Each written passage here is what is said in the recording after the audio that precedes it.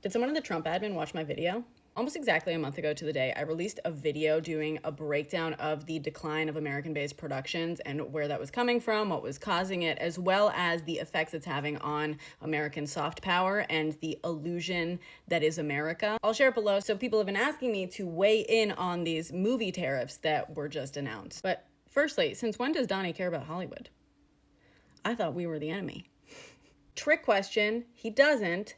This is just blackmail.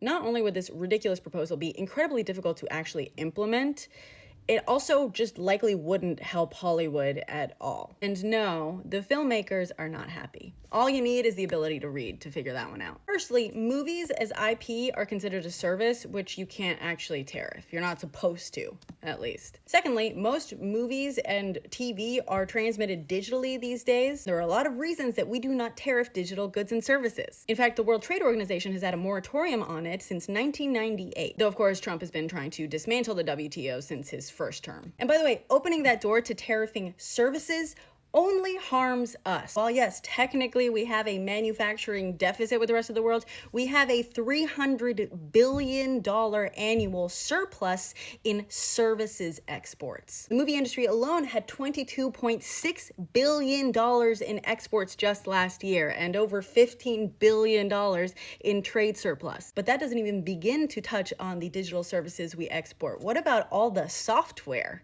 Donnie, you really want to open that door? Again, regardless of where American companies produce their American content, America's media export is one of its most important. Not only do we make a ton of money from exporting our media, we are getting paid for the pleasure of spreading our propaganda. But also, how the hell do you even begin to tariff movies? If an American company is filming a movie all around the world, are you tariffing them on every dollar that they spend on a local service? Are you going to tariff Amazon or Google on every dollar it spends on an international employee too? Are you tariffing on the value of that footage? How do you determine that value? Is that based on projected sales? What about a box office flop? Or do you tariff the cost of the hard drives that you're bringing in? Let's say Netflix acquires a Spanish TV show like Casa de Papel. Let's say someone in New York is streaming it off of a server located in Canada. Are you gonna charge me the tariff on my Netflix subscription? What if one month I only watch foreign films and another month I only watch American ones? Do I pay different rates? What if I'm streaming a foreign film from an American server, but an American film from a foreign server? Let's say that we do charge Netflix for every dollar it ever spends overseas, just assuming that it goes towards a project that is then imported digitally into the US. And that includes, by the way, like Netflix employees that don't even work on specific individual projects. They're just like office workers in Spain or Germany. Because how are you gonna know? If one of those acquisitions went through their office, technically they're a part of its manufacturing, and that you're just gonna throw in with the total costs of imported labor? Let's say you do that. Do you think that the increased fees that Netflix is gonna have to charge is gonna help more filming happen? Do you think Americans might rely even more on piracy if everything gets more expensive, including